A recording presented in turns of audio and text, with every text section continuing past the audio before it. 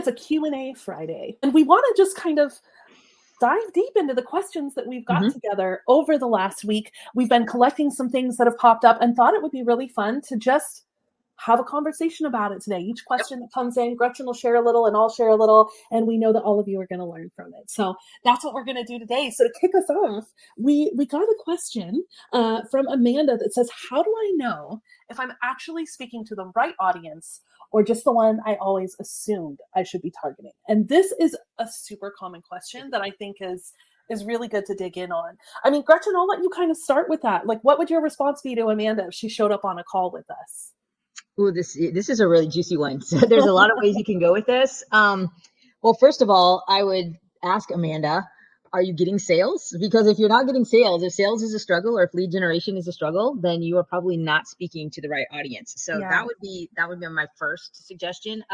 There are ways to test that with Facebook ads or just with generally doing we do what are called CDIs, customer development interviews, where we get our clients on phone calls or prospective clients even on phone calls and just say, hey, tell us about your business, tell us what your struggles are, et cetera. And we get information that way. So that's where I would start with that is, what do your sales look like? Yeah, that's a good point. What do your sales look like? But also, not just if you're getting sales, but are you getting sales from people you actually like? Is this a client that you're excited to be getting a sale from, or does this feel like drudgery? I know some of that also comes with the length of time that you're in business, knowing if you're speaking to the right audience. Starting out, you're not going to know.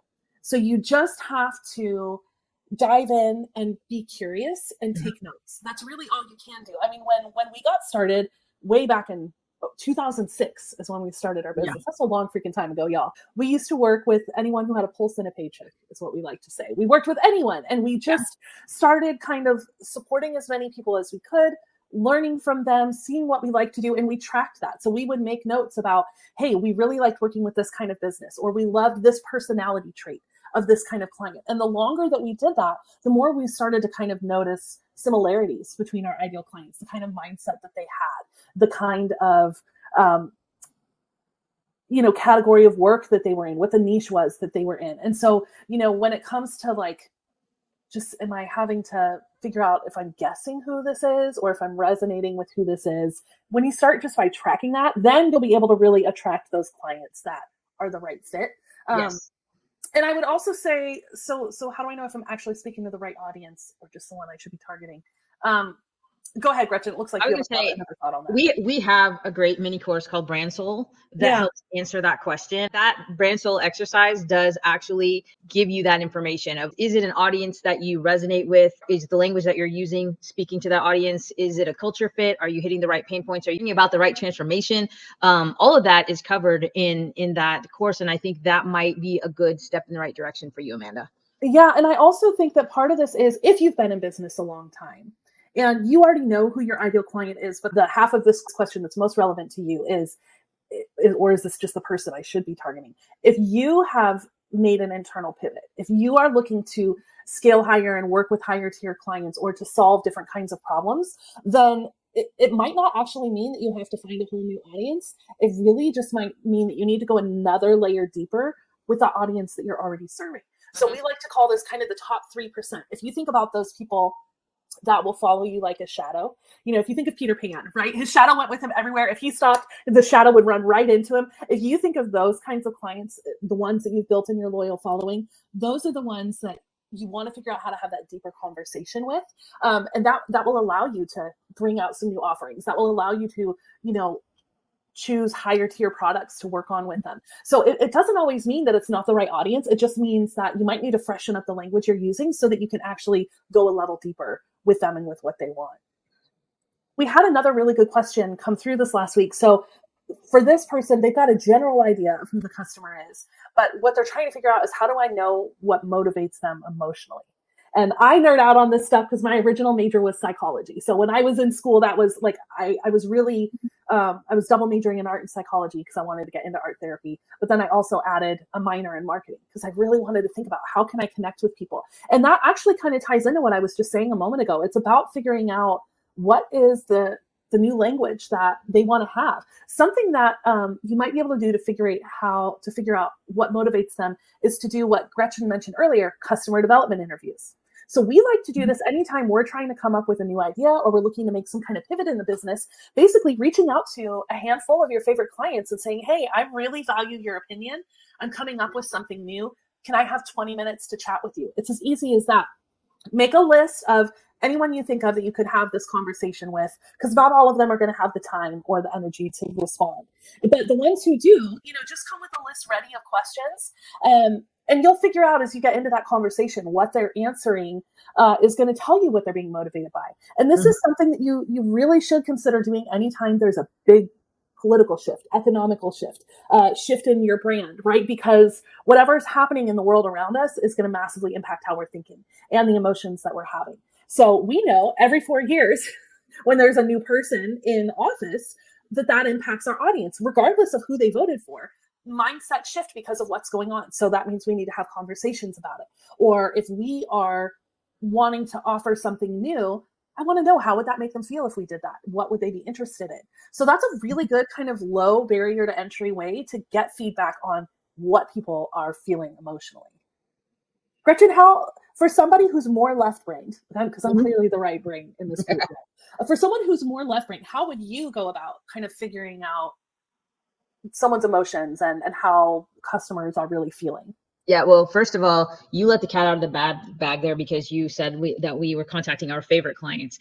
And since we are currently working on a shift in our own business, anybody who's had a call or an email from us, current clients in the last couple of weeks, now you know you're our favorites.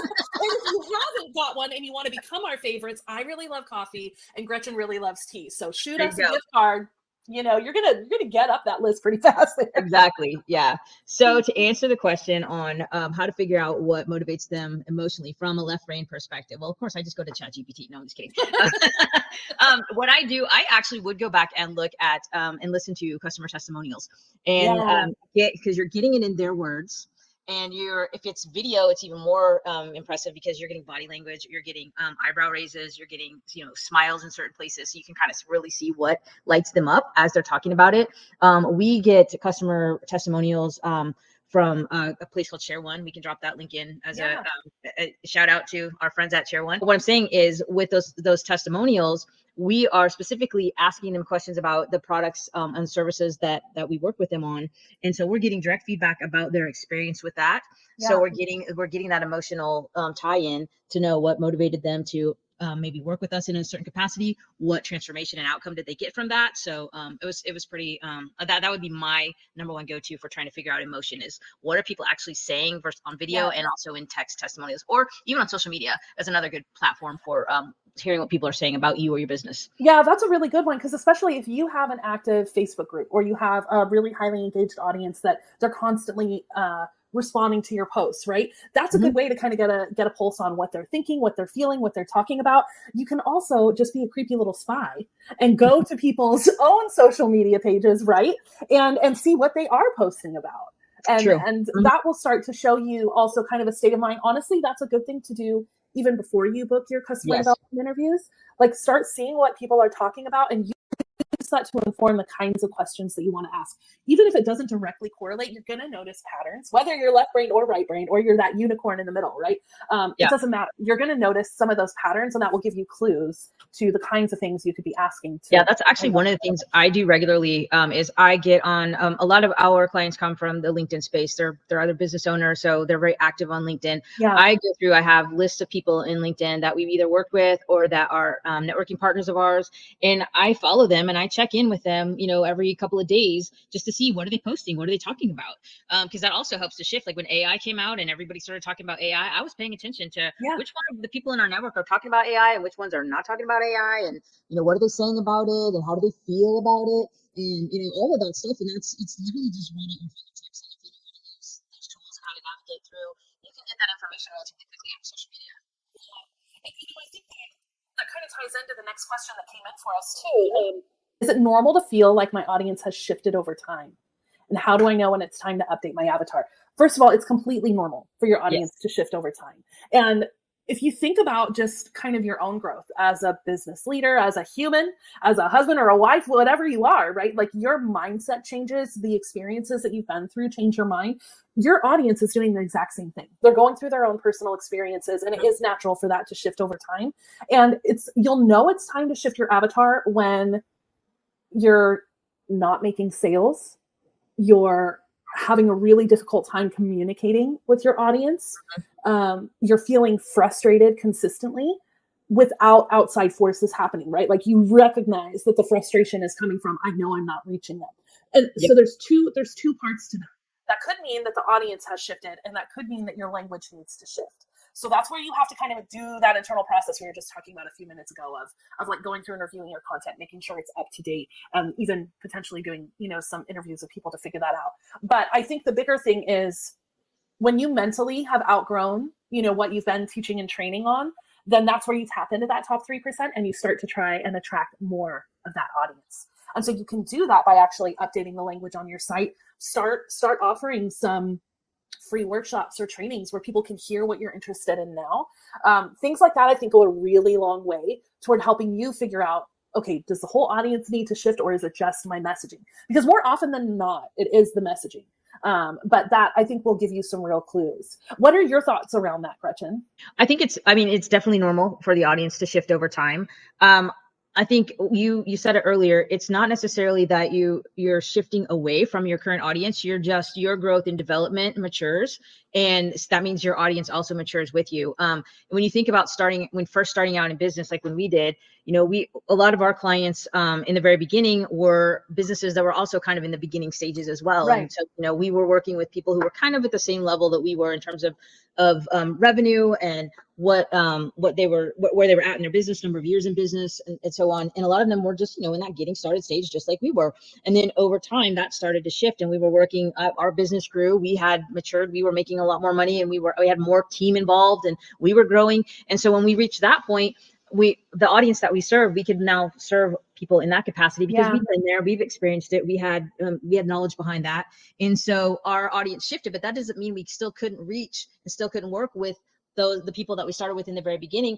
A lot of them, they traversed along the same track as we did. They grew, and so that we were still working with them. But people who are at that getting started stage, doesn't mean we can't work with them. We just work with them in a different capacity. Yeah, and that's what I was going to say. This will be a little controversial, but you don't have just one ideal client. You should come into it recognizing that you have ideal clients are so useful, especially from a marketing standpoint. That's actually really how ideal clients were developed. When that whole concept first came out was back in the 50s, and it was with agencies that were trying to figure out, where does my ad money go? So we want to identify who that closest best client is that we're pushing more money and like to get in front of them, right? But it doesn't mean that our avatars aren't still people we can serve. So we have different tiers of clients also. So it may not mean that this tier of client over here isn't still relevant. They absolutely are. We enjoy serving that tier of client. We want to put products and things out there that are going to support them and help them to grow their brand and business. So that's a question you have to ask yourself. It doesn't mean that you have to get rid of them completely, but then also you might start recognizing, because of some new passions or interests or shifts of the economy, whatever it may be, that you're looking to add additional avatars. And so it's not always an instance where you can only have one. It is really, that is dependent on your level of business and your ability to communicate clearly to different kinds of clients.